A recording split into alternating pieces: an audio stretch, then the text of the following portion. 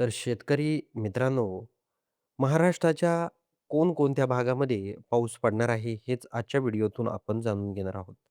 तर वार आहे शुक्रवार आणि तारीख आहे 22. तर 22 तारखेला आपण जर बघितलं तर छत्रपती संभाजीनगरमध्ये सकाळी 8-9च्या सुमारास वातावरण बदललेलं आपल्याला दिसत आहे. आपण इथे बघू शकतो, छत्रपती संभाजीनगर परिसर, चाळीसगाव परिसर, मनमाड परिसर, वैजापूर परिसर, श्रीरामपूर, पैठण हा जर परिसर आपण बघितला, तर या परिसरात हलके ते मध्यम स्वरूपाच्या सरी सकाळी 9 वाजताच वातावरणामध्ये बदल होऊन त्या भागात पाऊस पडण्याची चिन्ह दिसत आहे. हा अंदाज सर्व शेतकऱ्यांनी लक्षात घ्यायचा आहे. त्याचबरोबर आपण आता ही 9 वाजल्यापासूनच आपण इथे बघू शकता, की वातावरणामध्ये कशा पद्धतीनं बदल होत चाललाय. तर आपण संध्याकाळी 6 वाजता बघूया, की कोणकोणत्या भागामध्ये पाऊस 22 तारखेला पडणार आहे. हा अंदाज खूप महत्त्वाचा आहे. आपण जर नंदुरबार परिसर बघितला, तर नंदुरबार परिसरामध्ये कोरडं वातावरण असणार आहे. तर त्याचबरोबर आपण जर खाली जर मालेगाव परिसर बघितला, मनमाड परिसर बघितला, तर मनमाड परिसरामध्ये 100% संध्याकाळी 6 वाजता 22 तारखेला पाऊस पडणार आहे. तो पण साधा पाऊस नाही, तर जोरदार स्वरूपाचा पाऊस मनमाड परिसरामध्ये पडणार आहे. मालेगावमध्ये देखील हलके ते मध्यम स्वरूपाचा पाऊस पडणार आहे. त्याचबरोबर साक्री, धुळे, त्याचबरोबर चाळीसगाव, त्याचबरोबर नाशिक, घोटी, अकोले, जुन्नर, मुरबाड, त्याचबरोबर लोणावळा, खेड परिसरात देखील जोरदार स्वरूपाचा पाऊस संध्याकाळी 6च्या सुमारास होणार आहे. पुणे, महाड, भोर हा जर आपण परिसर बघितला सासवड, भोर, वाई, महाबळेश्वर, खेड, चिपळूण, दापोली, दाभोल, माणगाव, तर या परिसरात देखील जोरदार किंवा हलक्या स्वरूपाचा पाऊस होऊ शकतो. हा अंदाज सर्व शेतकऱ्यांनी लक्षात घ्यायचा आहे. त्याचबरोबर वाई, सातारा हा जर परिसर आपण बघितला, इथे सातारा आहे.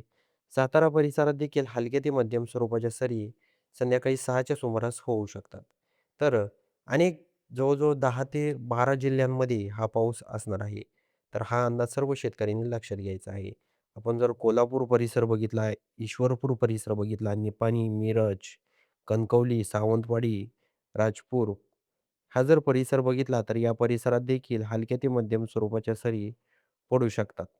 त्याचबरोबर जत, पंढरपूर, सोलापूर हा परिसर बघितला, नलदुर्गा, त्याचबरोबर बार्शी, धाराशिव, कळंब, लातूर, करमाळा, इंदापूर या परिसरामध्ये म्हणजे सारख्या प्रमाणात पाऊस असणार आहे. म्हणजे सारख्या म्हणजे हलके ते मध्यम स्वरूपाचा पाऊस या भागात असणार आहे. पण जत परिसर जर आपण बघितला, तर जत परिसरामध्ये जोरदार स्वरूपाचा पाऊस असणार आहे. पंढरपूर, बार्शी, धाराशिव, कळंब, लातूर, अहमदपूर, परली, माजलगाव, परभणी, जिंतूर, जालना, हिंगोली, नांदेड, बिदर, उदगीर हा जर परिसर आपण बघितला, तर या परिसरात देखील हलके ते मध्यम स्वरूपाच्या सरी पडू शकतात. नांदेड परिसरामध्ये कोरडं वातावरण आहे. उमरखेडमध्ये कोरडं वातावरण आहे. पुसदमध्ये कोरडं वातावरण आहे. हिंगोलीमध्ये कोरडं वातावरण आहे. वाशिम, त्याचबरोबर जिंतूरमध्ये थोड्याफार प्रमाणात किंवा ढगाळ वातावरण असू शकतं. जालनामध्ये देखील ढगाळ वातावरण असणार आहे. छत्रपती संभाजीनगरमध्ये सकाळी पावसाचं वातावरण दाखवत होतं, पण आता छत्रपती संभाजीनगर, पैठणमध्ये कोरडं वातावरण दर्शवत आहे. तर अहिल्यानगर परिसर जर आपण बघितला, तर अहिल्यानगर परिसरात देखील हलक्या ते मध्यम स्वरूपाच्या सरी पडू शकतात. पण इकडं टाकळी, ढोकेश्वर, त्याचबरोबर शिरूर परिसर जर आपण बघितला, तर या परिसरात जोरदार स्वरूपाचा पाऊस असणार आहे. त्यामुळं हा अंदाज सर्व शेतकऱ्यांनी लक्षात घ्यायचा आहे. शिरूर, पारनेर, सुपा, त्याचबरोबर आपण जर बाकी अहिल्यानगरचा परिसर बघितला, अहिल्यानगर, राहुरी, देहरं, जेऊर, राहुरी, सोनई, तर या परिसरात देखील हलक्या ते मध्यम स्वरूपाचा पाऊस हा शुक्रवारी 22 तारखेला होणार आहे. तर सर्व शेतकऱ्यांसाठी हा अत्यंत खूप महत्त्वाचा हवामानाचा व्हिडिओ होता.